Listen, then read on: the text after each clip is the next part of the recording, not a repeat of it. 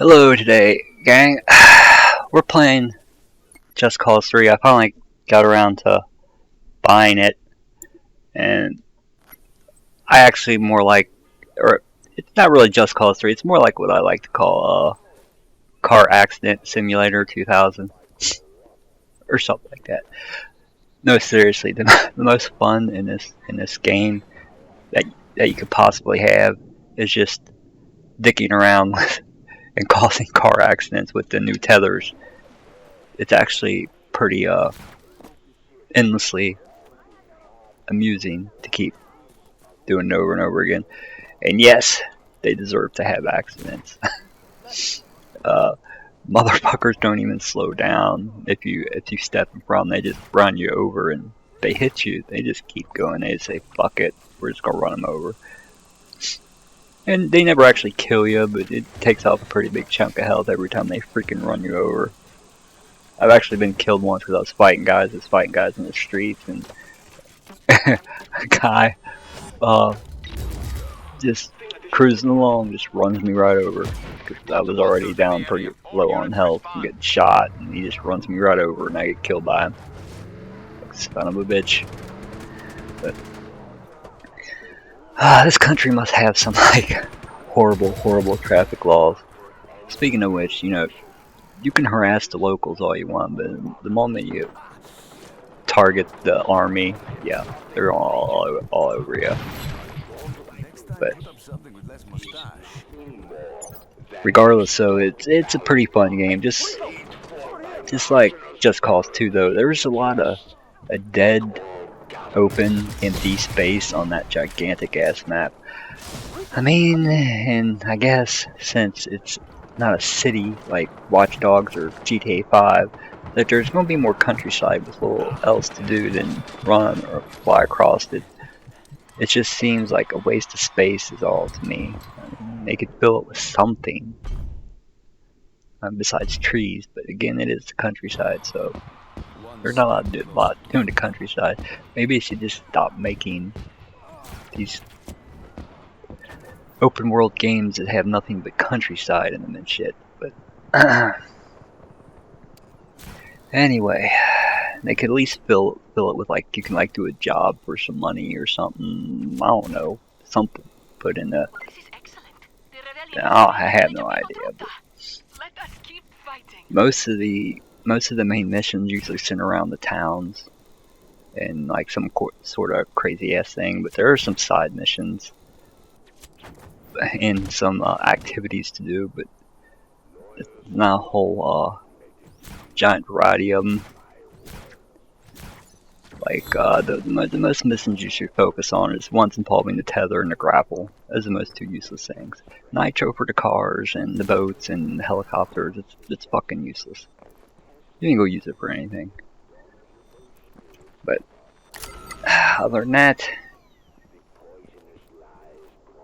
map is just goddamn huge. It's like the hugest freaking open world game I've ever played. And I've played a lot of them, so I don't know if it's bigger than GTA 5 or Skyrim, but I'm willing to assume it is, because it's a pretty big map. Like, I've been playing for 13 hours, and I haven't even got to most of it yet. Liberating towns for the first couple times will be fun, but after like the 20th town, it just gets kind of tedious and repetitive. They try to fix that by having different things that you need to blow up in the town, but it turns out it's exact same by blowing up shit and raising a flag at the end of it all. I like blowing up stuff as much as the next guy, but what the fuck? Unlike Rico says in the game, blowing up shit does get kind of old after a while. And weapons are pretty decent. Lots of weapons, obviously designed towards blowing shit up. I can't speak for the new DLC weapons yet because I don't own them. The newest DLC coming out, the Sky Fortress DLC, which includes a jetpack and some new vehicles, I think, and some new weapons, which I haven't got yet. The only DLC I do have is the Final Argument sniper rifle and that rocket launcher. I forget what the name of it is because I don't really use it, but I just use planet explosives to blow stuff up. The G34, whatever the fuck they are. both but the sniper rifle and the rocket launcher are both of the best weapons in their class, so once you get those, there's really no need to go out and try to find all the weapons. The sniper rifle pretty much kills mostly anything on foot in one hit. Takes a headshot for the guys in the heavy armor. And the rocket launcher blows up mostly everything in one hit. Both are special weapons, so can't really use them both at the same time.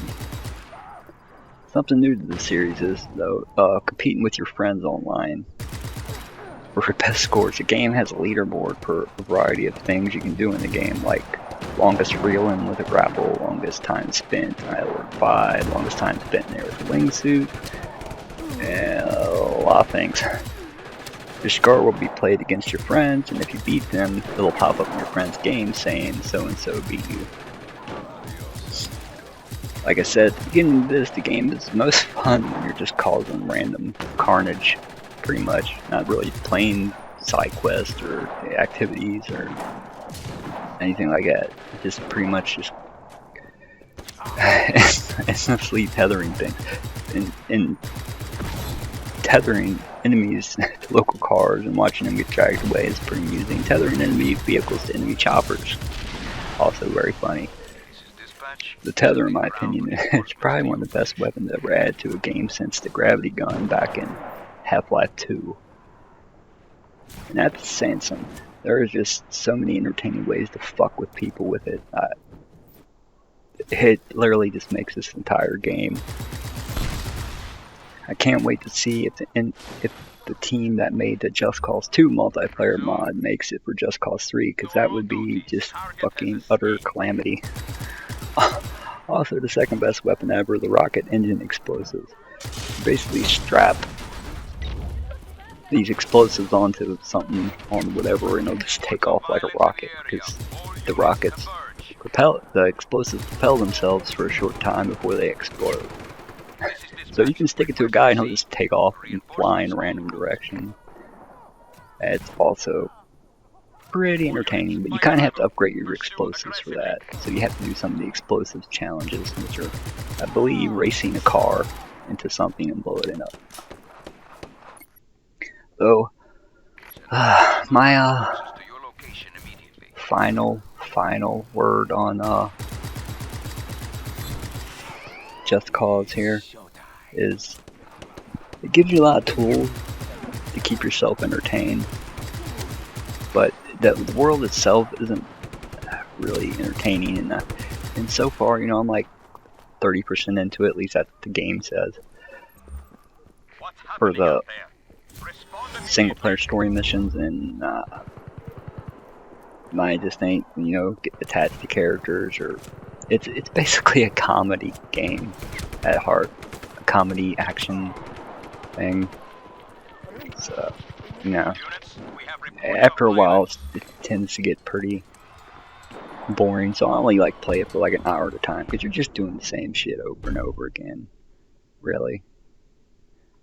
And like I said, it just gives you a lot of tools to keep yourself entertained, which, I mean, you can use them in story missions and stuff like that, but the story missions usually have some kind of point and time limit where you gotta go, and you don't really have time to fuck around in the story mission.